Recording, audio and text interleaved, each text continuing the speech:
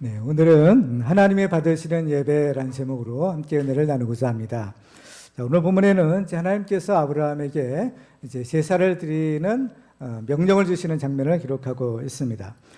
믿음의 조상인 아브라함의 신앙의 특징은 하나님께 예배의 제단을 쌓는 것이었습니다. 그래서 아브라함은 하나님께 이 제단을 쌓는 것을 통하여 그의 믿음이 성장하고 성숙해졌습니다. 그래서 창세기서를 보면 아브라함은 하나님께 이제 예배의 제단을 쌓죠.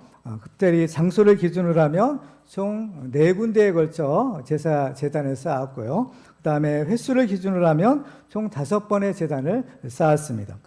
오늘 본문에서 아브라함이 이제 쌓는 제단은 마지막 5번째에 해당되는 제단입니다. 그런데 이제 오늘 본문에 아브라함이 쌓는 마지막 제사의 특징은 하나님이 명하신 제사였다라는 것이었어요. 지금까지는 누가 하나님께 제단을 쌓으라 이렇게 하는 사람도 없었고 또 어떻게 쌓아야 된다 가르쳐주는 사람도 없었습니다. 그런데 오늘 본문에는 하나님께서 아브라함에게 이제 제사를 드리라 하면서 어떻게 제사를 드려야 되는지, 그 장소는 어디고 제물은 무엇이고 또 어떻게 드려야 되는 방법까지 아주 자세하게 가르쳐 주시는 것을 보게 됩니다. 사람들은 저마다 하나님을 찾고 또 하나님께 예배 드리고자 합니다. 그렇지만 성경을 보면 하나님께서 받으시는 예배가 있고 또 하나님이 받으시는 예배자가 있다라는 것을 발견하게 됩니다. 그래서 창세기서를 보면 하나님께서 가인과 그 제물은 받지 않으시고 아벨과 그 제물은 받으셨다라고 했습니다. 왜냐하면 제사에는 더러 하나님이 정하신 원리가 있기 때문입니다. 그러니까 제사는 아무렇게나 드리는 것이 아니라 하나님이 정하신 원리, 즉 제사의 형식과 내용이 있는 것입니다. 우리가 드리는 예배도 마찬가지입니다. 우리는 지금 예배를 드리고 있지만 우리가 지금 하나님께서 받으시는 예배를 드리고 있는지 또 우리는 과연 하나님이 찾으시는 예배자인지 한번 점검해 볼 필요가 있는 것입니다. 그래서 아브라함은 이 마지막 예배에 성공함으로써 그의 믿음을 인정받고 바로 믿음의 조상이 되는 큰 축복을 받게 됩니다. 우리도 오늘 말씀을 통해서 하나님이 받으시는 예배를 드리고 하나님이 찾으시는 예배자가 되는 그런 축복의 주인공들 되기를 주님의 이름으로 축원합니다. 자, 그러면 하나님께서 받으시는 예배는 어떤 예배일까요? 첫 번째로 시험을 이기는 예배입니다. 자, 오늘 본 1절을 같이 읽겠습니다. 시작. 그 일 후에 하나님이 아브라함을 시험하시려고 그를 부르시되 아브라함아 하시니 그가 이르되 내가 여기 있나이다. 아멘. 여기서 보면 이 아브라함의 제사가 누구로부터 시작되었는가라는 것을 발견하게 됩니다. 보면은 하나님이 아브라함을 시험하시려고 그를 부르셨다라고 했어요. 그러니까 하나님께서 아브라함을 이제 시험하시려는 목적으로 이제 이 제단을 쌓으라라는 명령을 내리십니다. 여기서 우리가 드리는 예배와 이 시험이 서로 밀접한 관계가 있다라는 사실을 발견하게 됩니다. 그래서 이제 왜 예배와 시험이 서로 관계가 있느냐? 바로 하나님께서 시험하시려고 지금 뭘 드리라고요? 제사를 드리라, 예배를 드리라 하시는 거죠. 그래서 우리는 이 예배와 시험의 관계를 크게 두 가지로 요약해 볼 수가 있는데요. 첫째는 우리는 예배를 통해서 시험을 이길 수 있다라는 것이고, 또 한 가지는 우리는 예배를 통해서 시험을 통과할 수 있다라는 사실입니다. 특별히 왜 이것이 중요하냐면 시험이 가지는 두 가지 의미가 있기 때문입니다. 우리말 성경에는 똑같이 시험이라고 번역되어 있지만 사실은 그 의미가 조금씩 다르는 것이 시험의 뜻이에요. 첫 번째로는 유혹으로서의 시험이 있어요. 우리가 아는 것처럼 이 유혹으로서의 시험은 마귀가 우리를 넘어뜨리기 위해서 하는 시험입니다. 그러니까 우리로 하여금 죄짓게 만들고 그 죄를 지면 하나님과 우리의 관계가 이제 파괴가 되죠. 그래서 하나님의 복을 받을 수 없게 되는 겁니다. 그래서 이제 그 시험의 주체가 누구냐에 따라서 시험의 종류가 조금 달라지는 거죠. 그래서 야고보서 1장 13절과 15절에 보면 이렇게 기록합니다. 사람이 시험을 받을 때 내가 하나님께 시험을 받는다 하지 말지니 하나님은 악에게 시험을 받지도 아니하시고 친히 아무도 시험하지 아니하시느니라. 오직 각 사람이 시험을 받는 것은 자기 욕심에 끌려 미혹됨이니 욕심이 잉태한 즉 죄를 낳고 죄가 장성한 즉 사망을 낳느니라. 여기서의 시험은 유혹으로서의 시험을 말하는 것입니다. 성경을 보면 하나님은 누구를 찾으시느냐? 예배하는 자를 찾으신다고 했죠. 왜 예배하는 자를 찾으신다고 할까요? 하나님께서 복 주시기 위함인 겁니다. 그러면 우리가 하나님께 예배 드리는 것을 마귀는 좋아할까요? 싫어할까요? 당연히 싫어하죠. 우리가 하나님께 예배 드리고 복 받는 것을 마귀는 싫어하기 때문에 자연히 우리가 하나님께 예배 드리는 것을 회방하고 방해하는 것입니다. 그렇기 때문에 우리는 바로 우리가 하나님께 예배 드리고 복 받기 위해서 먼저 찾아오는 것이 이 마귀의 시험이구나 라는 사실을 발견하게 됩니다. 여러분이 오늘 예배 드리러 오셨는데 여러분이 이렇게 이 예배 자리에 있기까지 분명히 여러 가지 시험이 있었을 것입니다. 여러분 어떤가요? 그냥 아주 순탄하게 예배 자리에 오셨나요? 아니면 예배 자리에 올 수 없었을 그러한 위험성도 있었는데 그러한 위험을 다 뚫고 이 자리에 오셨나요? 그런 여러 가지 우리가 다양한 사례를 우리가 볼 수 있겠지만 어쨌든 간에 우리가 이 예배 자리에 있을 수 있는 것은 하나님이 먼저는 은혜를 주셨기 때문이고 또 우리가 이 믿음으로 이 마귀의 시험을 이길 수 있었기 때문인 겁니다. 그래서 여러분이 이 자리에서 예배를 드린다라는 것은 하나님이 예비하시는 복을 받을 수 있다 없다? 있다라는 증거인 겁니다. 그렇죠? 이 자리에 오신 것 자체가 벌써 이 시험을 이기는 승리의 증거인 것입니다. 그때 우리는 이 예배의 자리가 얼마나 소중한가라는 것을 우리가 알아야 되는 거예요. 우리가 이제 가득 시험에 돌리면 절대로 이 자리에 올 수가 없게 되는 겁니다. 따라서 우리는 이 자리가 어떤 자리냐? 이 예배의 자리는 하늘이 열리는 자리요, 하나님의 축복의 자리요. 그야말로 하나님께서 복의 복을 내려주시는 그러한 기적의 자리인 것을 믿으시기 바랍니다. 따라서 우리는 일평생 이 자리를 지켜야 되겠다. 이 예배의 자리만은 내가 꼭 지켜야 되겠다. 이런 결단을 하시기 바랍니다. 하나님이 나를 천국에 부르시는 그날까지 이 예배 자리를 지키고 하나님 주시는 복을 받겠습니다. 이렇게 결단함으로 하나님의 큰 축복의 주인공들 되기를 바랍니다. 두 번째로는 테스트로서의 시험입니다. 이 말의 뜻은 검증하다라는 뜻을 가지고 있어요. 그러니까 이 테스트로서의 시험의 주체는 하나님이 하시기도 하고 때는 하나님이 허락하시기도 하는 그런 시험입니다. 물론 첫 번째 유혹으로서의 시험도 다 하나님의 허락이 없으면 이루어지지 않죠. 그래서 다 유혹으로서의 시험이나 또 테스트로의 시험이나 다 하나님의 허락에 의해서 가능한 것입니다. 예를 들면 욥도 고난을 받을 때 욥의 고난은 어때요? 철저하게 하나님의 허용된 범위 안에서, 그렇죠? 이 마귀가 욥을 시험하지만 하나님의 정하신 그러한 범위 안에서만 있었던 것을 볼 수가 있습니다. 그런데 유혹으로서의 시험이든 또는 아니면 테스트로서의 시험이든 시험은 모두가 다 어려운 것입니다. 그래서 어려움이 없는 것은 시험이 아니다라고 볼 수가 있어요. 그런데 우리가 시험을 당할 때 우리가 이 두 가지 종류의 시험이 있다는 것을 우리는 알지만 내가 겪는 시험이 과연 이 유혹으로서의 시험인지 아니면 이 테스트로서의 시험인지 우리는 사실은 잘 알 수가 없는 겁니다. 그렇죠? 그냥 다만 우리는 어려울 뿐인 거예요. 그렇죠? 어려운 거예요. 시험은 눈물 나는 괴로운 것이죠. 그러면 왜 하나님께서 우리에게 이러한 어려운 시험을 허락하실까라는 거죠. 그 이유는 구체적으로 우리의 유익을 위한 것. 하나님 우리를 사랑하시기 때문에 우리의 유익을 위해서 이 시험들을 허락하시는 거죠. 특별히 구체적으로 우리의 유익 중에서 우리 믿음의 유익을 위해서 이 시험들을 허락하시는 겁니다. 왜냐하면 우리의 믿음이라는 것은요, 우리는 그냥 저절로 생기지가 않는 거예요. 그렇죠? 물론 시작은 하나님의 은혜로 시작되는 거지만 우리의 믿음은 성장하고 성숙해야 되는 거죠. 근데 이 성장과 성숙의 과정이 그냥 이루어지지 않는다라는 것입니다. 그렇죠? 그 때문에 우리의 믿음은 반드시 고난이라는 이 연단을 거쳐야 되는 거예요. 그리고 이것이 일종의 시험인 것입니다. 그래서 하나님께서 우리에게 이러한 시험을 허락하시는 것은 절대로 우리를 괴롭히기 위한 것이 아니에요. 일종의 이제 학교에서도 학생들에게 이제 시험을 보잖아요. 중간고사, 기말고사, 또 뭐 대학에 들어가려면 학력고사, 뭐 여러 가지 이제 대학 입시 시험을 우리가 봐야 되지만 그 시험을 보는 목적이 무엇이죠? 학생들을 괴롭게 하려고 하는 것이 아니죠. 학생들에게 공부를 하게 하기 위한, 결국 학생들의 유익을 위한 것이 시험을 보는 목적이에요. 공부죠. 물론 그래서 시험 공부를 하려면 어렵죠. 힘들죠. 그렇지만은 그러한 시험의 목적이 궁극적으로는 학생들을 위한 것이다 라는 것처럼 하나님께서 우리에게 이 어려운 시험을 허락하시는 것도 시험 자체는 어려운 것이지만 그 시험을 통해서 얻는 유익이 크기 때문인 것입니다. 특별히 이 시험은 우리의 믿음을 연단하는 도구라고 했어요. 잠언 17장 3절에 보면 도가니는 은을 풀무는 금을 연단하거니와 여호와는 마음을 연단하시느니라 라고 했어요.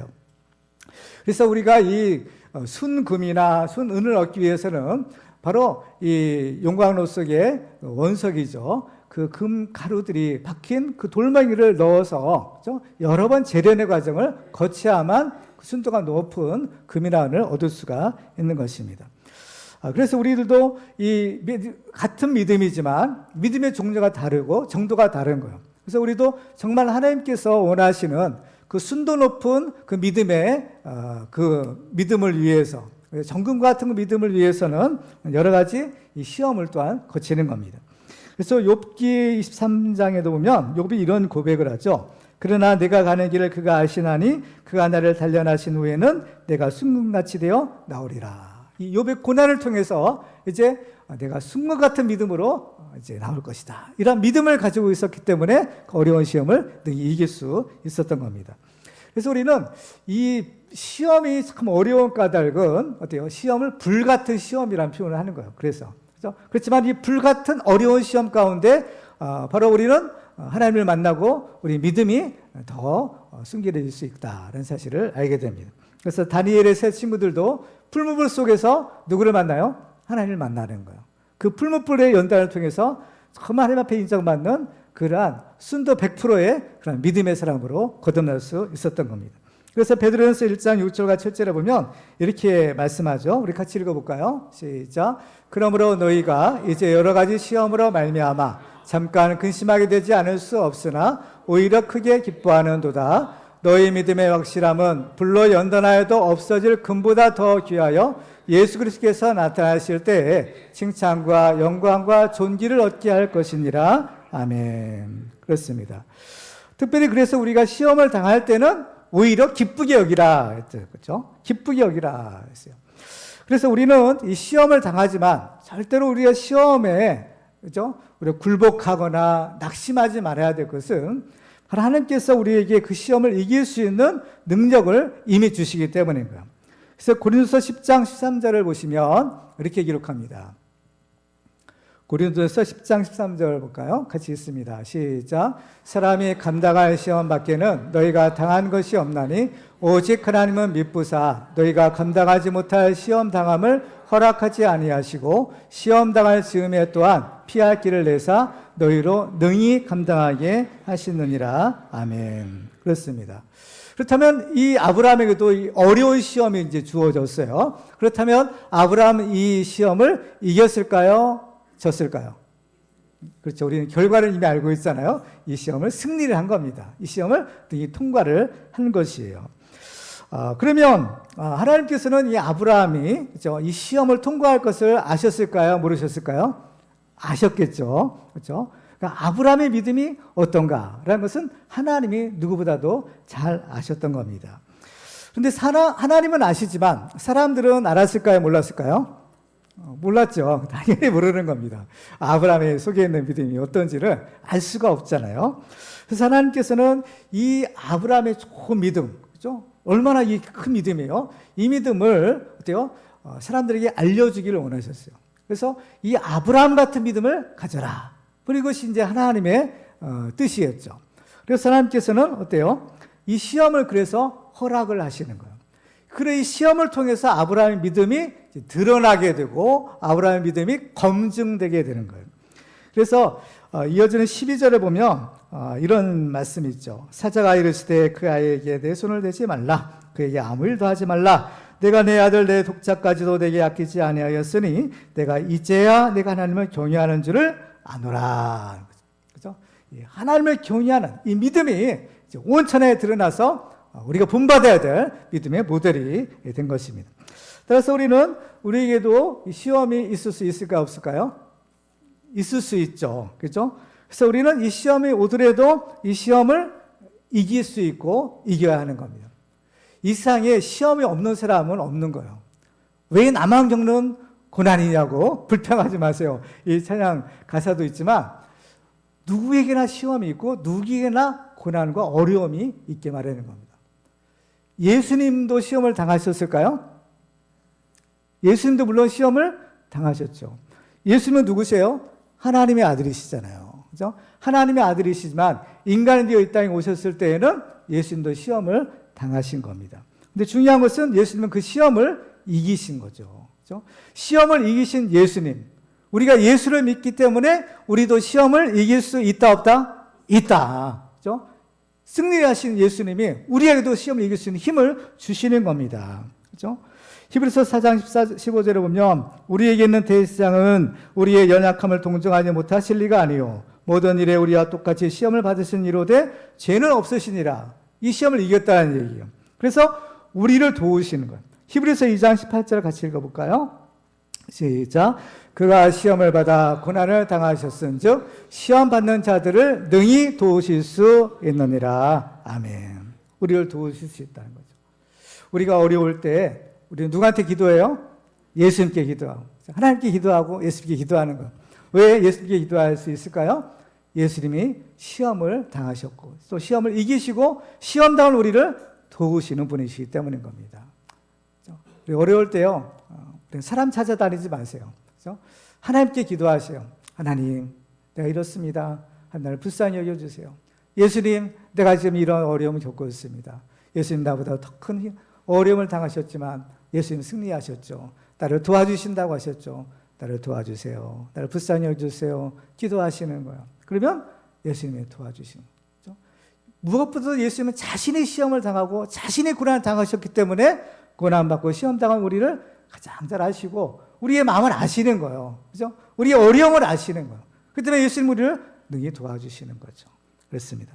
특별히 이 시험과 예배는 밀접한 연관이 있다는 거예요. 우리가 이 예배의 자리를 지켜야 됩니다. 우리가 이 예배 드리지 못하도록 이런저런 여러 가지 시험들이 있어요. 그렇지만 우리는요, 결단하셔야 돼요. 하나님, 내가 이 예배의 자리를 지킬 수 있도록 도와주세요. 그죠? 이 예배의 자리를 지키도록 나에게 힘을 주세요. 그죠? 나에게 건강을 주세요. 그죠? 기도하시는 것. 일평생 이 자리를 내가 지키겠습니다. 그래서 우리는 모든 시험을 이기고 정말 하나님이 받으시는 예배를 드림으로 하나님이 찾으시는 참된 예배자가 되는 축복의 주인공들 되기를 주님의 이름으로 축원합니다. 두 번째로 하나님께서 받으시는 예배는 하나님의 말씀에 대한 순종의 예배입니다. 자, 지금까지 아브라함은 여러 차례 제사를 드렸어요. 근데 이 오늘 본문에 이 마지막 제사는 이전의 제사와는 조금 다른 측면이 있습니다. 아브라함이 드렸던 4번까지의 이 제사를 보면 아브라함이 제단을 쌓았다고는 하지만 어떻게 제단을 쌓았는가, 그 제단을 쌓는 방법도 사실은 모르고 또 하나님께서 그 제사를 받으셨는지 그렇지 않는지도 사실은 성경은 기록되지 않아요. 다만 어때요? 아브라함이 가는 곳마다 어떻게 함께 제단을 쌓았다라고만 하고 있는 것이죠. 근데 이번 제사는요, 좀 다른 면이 있어요. 뭐냐면은 이번에는 하나님이 나타나셨다. 하나님이 나타나셔서 야, 제단을 쌓아라. 하나님께서 그 제단을 쌓으라는 명령을 주셔요. 그리고 또 하나님께서는 그 제단을 쌓는 방법까지도 구체적으로 알려주시는 겁니다. 그러니까 예전의 제사는요, 순전히 그 시작이 누가 시작했어요? 아브라함 자신이 시작을 한 거예요. 하나님의 은혜에 감사하는 마음으로, 또 하나님의 약속에 대한 그 믿음의 고백으로 자기 나름대로 하나님을 섬기는 그러한 표현으로 이 제단을 쌓았던 것입니다. 그러면 지금까지 아브라함에 쌓은 제단은 그럼 문제가 있었느냐? 그렇지는 않아요. 그렇죠? 아브라함은 그래서 자기 나름대로 이 하나님에 대한 믿음이 있었고 또 하나님에 대한 감사하는 마음이 있었고 또 하나님에 대한 그러한 정말 충성된 마음이 있었기 때문에 이 제단을 쌓았고 또 예배를 드린 것입니다. 그래서 하나님은 다 그것을 바로 인정해 주신 것이죠. 그렇지만은 이번에 5번째 제사는 그 시작이 아브라함이 아니라 하나님으로부터 시작이 되는 것이에요. 특별히 하나님께서는 구체적인 방법을 가르쳐 주시는데 2절을 보실까요? 2절 같이 읽습니다. 시작. 여호와께서 이르시되 내 아들 내 사랑하는 독자 이삭을 데리고 모리아 땅으로 가서 내가 내게 일러준 한 산 거기서 그를 번제로 드리라. 아멘. 여기서 보면 누가 이르셨어요? 여호와께서 이르시되. 그렇죠? 여호와께서 말씀하셔서 지금 제단이 쌓아지는 것입니다. 그러니까 이전의 제사가 아브라함으로부터 시작된 인본주의 제사라고 한다면 이번 제사는 하나님으로부터 시작된 신본주의 제사라고 이렇게 우리가 구분할 수 있을 것이에요. 그래서 인본주의 제사와 신본주의 제사가 있어요. 그러니까 우리가 하나님께 예배를 드려도 인본주의 예배가 있고 신본주의 예배가 있는 것입니다. 인본주의 제사와 신본주의 제사는 어떤 차이가 있을까? 두 가지로 이제 그 특징을 찾아볼 수 있는데, 첫째는 중심의 차이예요. 그러니까 그 인본주의 제사는 그 중심이 사람에 있는 거죠.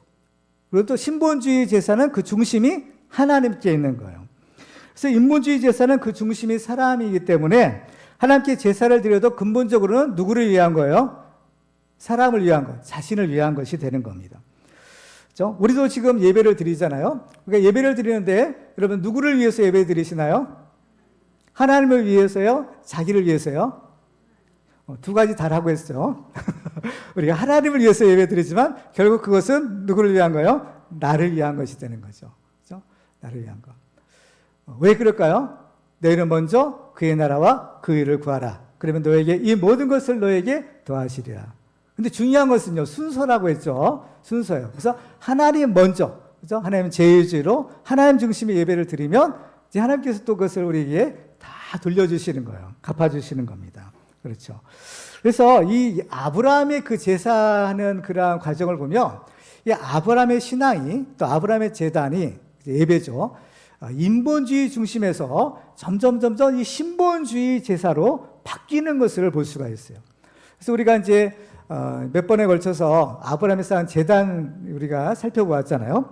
첫 번째 제단은 그 가나안에 들어와서 이제 그 세겜 땅에서 쌓은 제단이라도 그렇죠. 이 세겜 땅에서 아브라함은 하나님의 약속에 대한 믿음의 고백으로 이제 처음 제단을 쌓아요. 두 번째 제단은 베델과 아이 사이에 쌓은 제단이라고 했죠. 여기서는 의미는 뭐예요? 경계의 제단이라고 했어요. 바로 하나님과 세상 사이에 그 경계, 그죠? 보루예요. 그죠? 하나님께 예배드리는 것은 우리를 세상의 물결로부터 지키는 마치 방파제와 같은 그런 의미로서 하나님께 제사를 드렸고, 이때 여호와 이름을 불렀다라고 했습니다. 세 번째 제단은 장소가 똑같죠. 베델과 아이였지만, 그러나 두 번째와 세 번째 제단 사이에는 무슨 일이 있었어요? 아브라함이 가나안에서 애굽으로 내려갔다가 돌아온 사건이 있었잖아요. 애굽에서 돌아와서 이제 세 번째 똑같은 베델과 아이 사이에서 이제 제단을 쌓지만 그 제단의 의미는 회개의 제단이라고 했죠.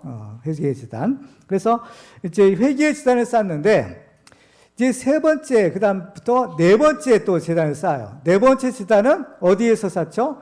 지난 시간에 살펴본 것처럼 헤브론에서 쌓는 겁니다. 이때는 어때요? 회개의 열매를 맺은 제단이라고 했어요. 그래서 이때부터 이 제단의 성격이 다르게 됩니다. 지금까지는 여호와를 위하여 제단이 아니었어요. 그런데 이 네 번째 제단부터는 여호와를 위하여 제단을 쌓았다라는 거죠. 그러니까 예배의 중심이 어때요? 이제는 하나님 중심으로 바뀌게 된 거예요.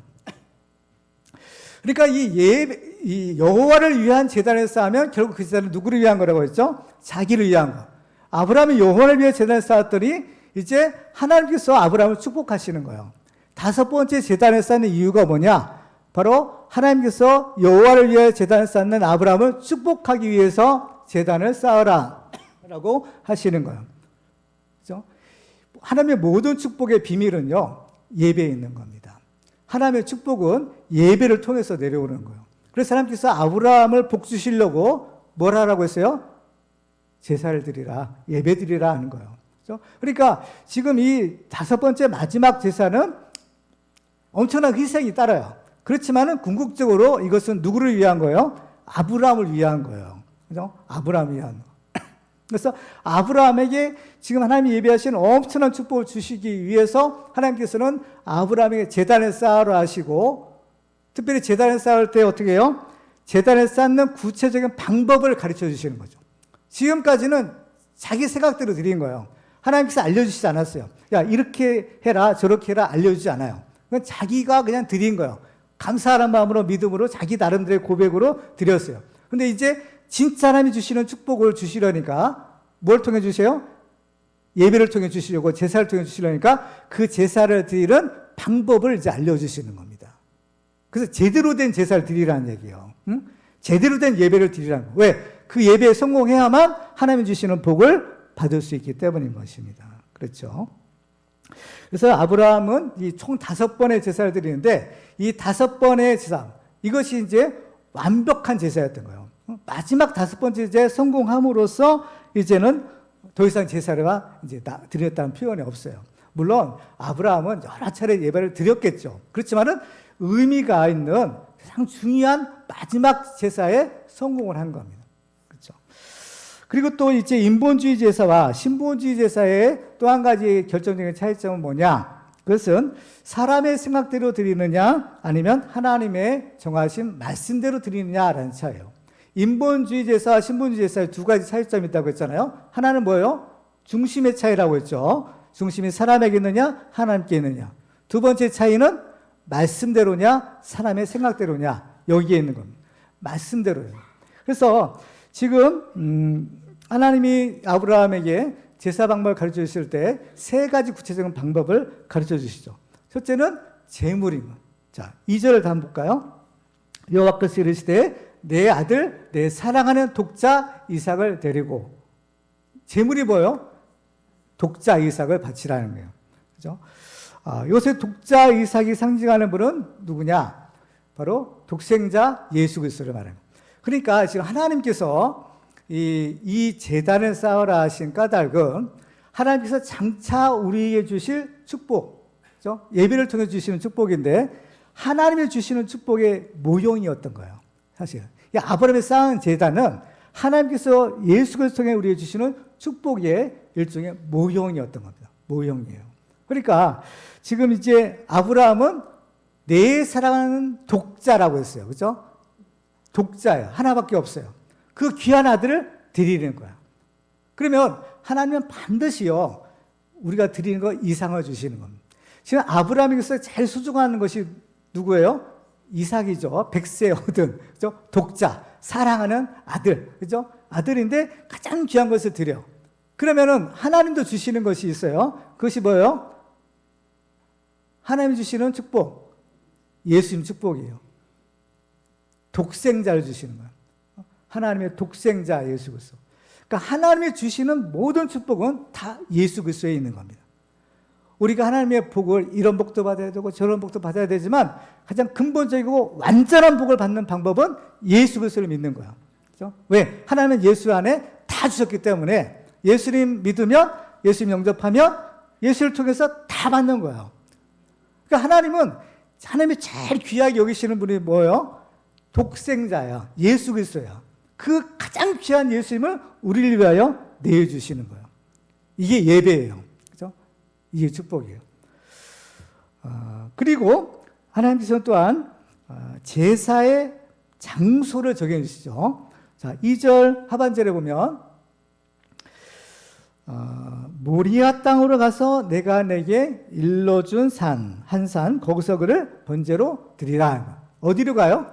모리아 땅. 그렇죠? 모리아 땅에 산이 하나 있는데 하나님께서 알려주신, 하나님께서 아브라함에게 알려주셨나 봐요. 구체적으로. 근데 거기에 가서 번제로 드리라 한 거예요. 근데 지금 이 아브라함이 있는 곳에서 모리아 산까지는 거리가 어느 정도 된대요? 사흘길이라고 했죠. 그죠? 사실에 보면 사흘길을 걸어서 모리아 산을 간 거야. 그죠? 그러면 왜 그럼 꼭 굳이 모리아 산일까? 하나님은 어떤 분이세요? 전지전능하신 분, 무소부지하신 분. 그러니까 하늘에도 계시고 땅에도 계시고 모든 곳에 하나님 다 계시다고 했죠. 그러니까 여기에도 계시고 저쪽에도 계시고 다 계시는 거야. 미국에도 다 계시는 거야. 그러면 아브라함이 있는 곳에는 하나님이 계실까요? 안 계실까요? 물론 계시는 거예요. 그래서 지금 하나님께서 지금 아브라함에게 나타나셔서 말씀하시잖아요. 그러면 하나님께서는 왜 아브라함의 뒷마당에서도 제사를 드릴 수 있는데 왜 굳이 그러면 사흘길이나 되는 먼 그 모리아 산까지 가서 거기서 제사를 드리라고 했을까요? 네? 여기에는 굉장히 중요한 영적인 신학적 의미가 있는 것이에요. 그죠? 이 모리아 산이 의미하는 것이 뭐냐? 이것이 성전인 거예요. 성경학자들은요, 솔로몬이 세운 성전이 그 터가 어디냐? 바로 이 모리아 산에서 아브라함이 제단을 쌓는 곳이라고 해요. 그래서 이곳은 하나님이 계시는 곳, 하늘의 문이 열리는 곳, 바로 우리의 제사를 하나님께 받으시는 곳, 바로 그곳이 성전이에요. 근데 이 모리아산, 성전이 의미하는 것이 뭐예요? 예수님이에요. 예수님 자신인 거예요. 그죠? 그러니까 하나님이 정하신 그곳에서 드리는 제사, 이걸 하나님이 받으시는데 결국 이것은 누구를 통한 제사예요? 예수 그리스도를 통한 제사인 거예요. 그러니까 이삭도 예수 그리스도, 독생자 예수 그리스도를 상징하고, 모리아산도 성전 대신 예수님을 상징하고, 번제도 뭐예요? 온전한 희생, 자신을 전부 드린 예수 그리스도의 희생을 상징하고, 결국 하나님께서 구체적으로 말씀하신 제사의 방법은 다 누구랑 연결이 되는 거예요? 예수 그리스도와 연결이 되는 거예요. 그죠? 예수 그리스도와 연결되는 거죠. 그러면 결국에는 바로 그곳에서 하나님이 가르치신 방법으로 드리는 제사를 하나님이 받으시겠다. 하나님이 받으시면, 어때요? 복은 누가 받아요? 그 제사 드리는 아브라함이 받는 거예요. 그 아브라함이 받는 복. 그 아브라함이 주시는 축복이 결국 누구예요? 예수 그리스도의 축복을 주시는 거예요. 결국에는 우리 예배의 비밀이 여기에 있는 겁니다. 우리도 다 하나님 앞에 예배를 드리잖아요. 다 하나님 앞에 예배 드리는데 궁극적으로 하나님께서 우리에게 주시는 축복은 무슨 축복이에요? 예수 그리스도의 축복인 거야. 예수 그리스도 축복. 근데 그 예수 그리스도의 축복을 누가 받을까요? 어떤 사람이 받을 수 있을까요? 인본주의 제사를 드리는 사람이 받을 수 있을까요? 아니면 하나님 중심의 신본주의 제사 드리는 사람이 받을 수 있을까요? 여기서 얘기하는 게 바로 그거예요. 그렇죠? 인본주의 제사로는 안 돼요.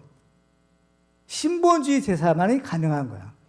그래서 하나님께서 지금 아브라함의 네 번째 제사에 어때요? 아브라함이 여호와를 위하여 제단을 쌓았죠. 그 여호와를 위하여 쌓은 제단의 응답으로 하나님께서는 다섯 번째 제단을 쌓으라 명령하시는 거예요. 왜? 하나님 축복을 주시기 위해서. 왜? 예배를 통해서 주시는 축복이기 때문에 이 제단을 쌓아요. 근데 그 제단도 어떻게 해요? 자기 생각대로, 그죠? 인본주의 제사가 아니라 하나님이 가르쳐 주신 신본주의 제사. 그죠?